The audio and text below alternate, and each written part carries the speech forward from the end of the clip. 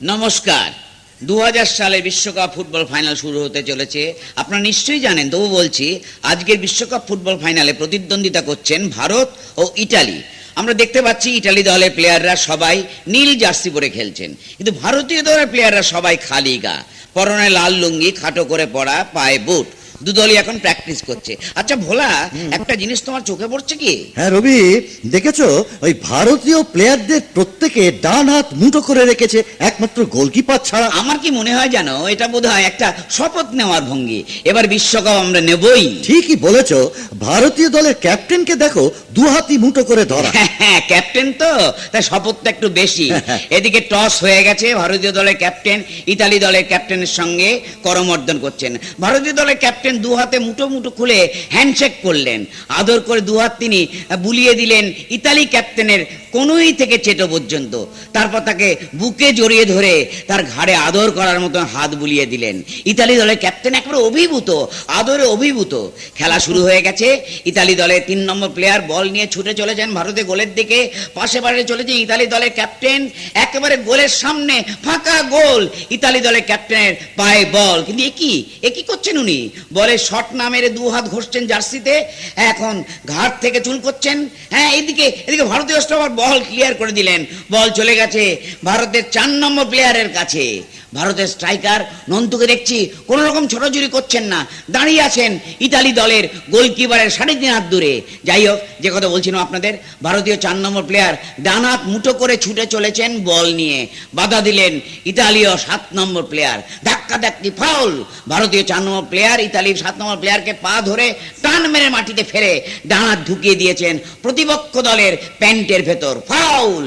Free kick নিলেন Italy দলের 3 নম্বর player. ওদিকে ইতালি দলের 7 নম্বর প্লেয়ার মাটিতে বসে পড়ে পা ছুটছেন আর ঘাস ঘাস করে নিজের উড়ু চুল করছেন।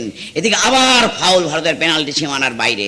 ভারতের লেফট স্টপার লাফ দিয়ে উঠে পড়েছেন ইতালির রাইট স্টপারের ঘাড়ে, তার মুঠো করে হাত দিয়ে ঢুকিয়ে দিয়েছেন সাহেবের জার্সির ভেতরে, পিঠের মধ্যে। ইতালীয় স্ট্রাইকার ফ্রি কিক নিতে গেলেন, পারলেন না, নিজের পিঠের ভেতর জার্সি ফাঁক করে হাত ঢুকে চুলকোতে মাঠের বাইরে চলে গেলেন। খেলা অত্যন্ত ধিমে তালে চলেছে। তা তো হবেই, কারণ ভারতীয় প্লেয়াররা খেলার চেষ্টা না করে ইতালীয় প্লেয়ারদের সঙ্গে অকারণে ধাক্কাধাক্কি, হাত পা টানাটানি করছেন। আর ইতালীয় প্লেয়াররা যে যার হাত পা চুলকোতেই ব্যস্ত।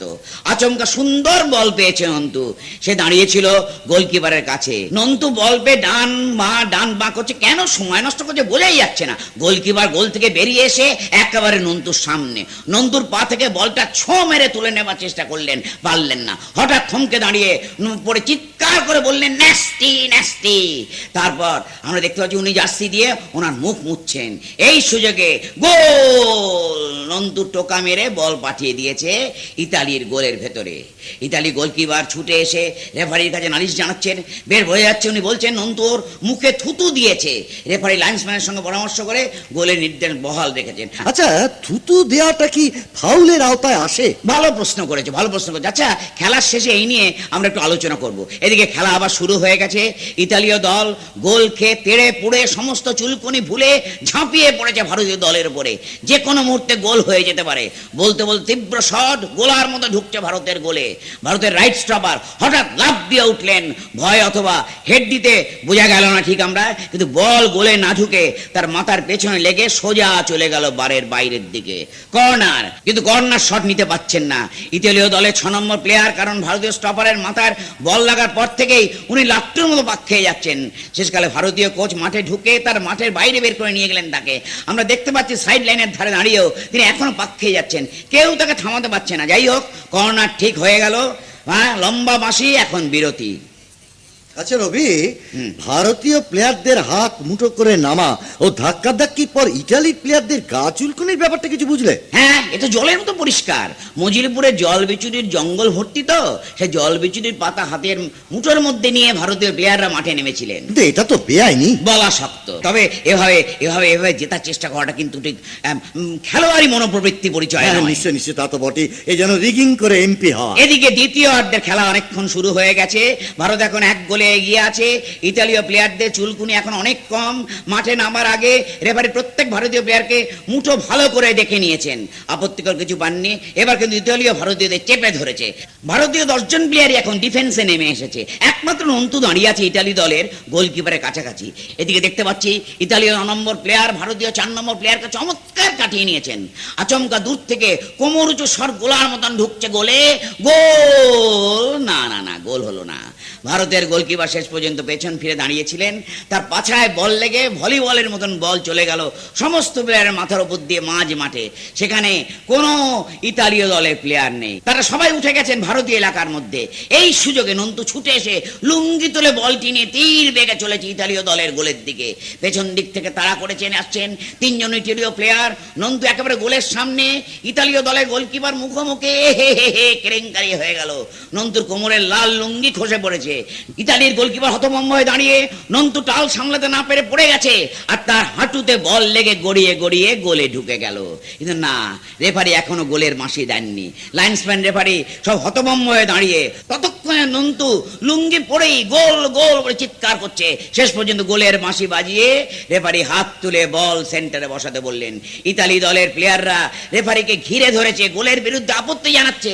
রেফারি তাদের বোঝাচ্ছেন ফুটবল খুব স্পিডের খেলা, তাড়াহুড়োর মাথায় কোনো প্লেয়ারের প্যান্ট লুঙ্গি বা ধুতি খুলে যেতেই পারে। কিন্তু ইতালি দলের গোলকিপার উচিত হয়নি নন্তুর ওই দিকে তাকিয়ে থাকা, তার উচিত ছিল বলের দিকে চোখ রাখা। সুতরাং রেফারি গোলের সিদ্ধান্ত পাল্টালেন না। বেশ কিছু সময় নষ্ট হয়ে গেল। এখন আবার খেলা শুরু হয়েছে। ইতালি দলের প্লেয়াররা গোল শোধ করবার কোনো চেষ্টা করছেন না। মাথা গরম করে তারা বল পেলেই সামনে দাঁড়িয়ে থাকা ভারতীয় প্লেয়ারদের দিকে তাক করে শট মারছেন। ইতিমধ্যে একজন ভারতীয় প্লেয়ারকে মাঝ মাঠে পড়ে থাকতে দেখা যাচ্ছে। ইতালি দলের 4 নম্বর প্লেয়ার তাকে তাক করে একটি শট মেরেছিলেন। তার ধাক্কা ভারতীয় প্লেয়ারটি ভিড় মিখে পড়ে রয়েছেন। বল তার গা ছিটকে চলে গেছে নন্তুর পায়ে। নন্তু বল নিয়ে ছুটে চলেছেন ইতালি দলের গোলের দিকে।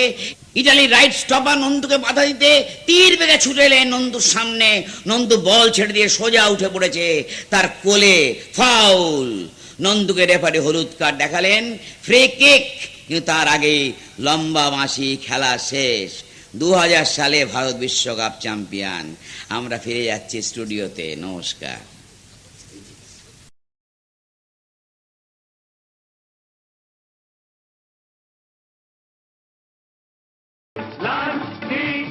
সময় কাটানো নয়, এই খেলায় নেই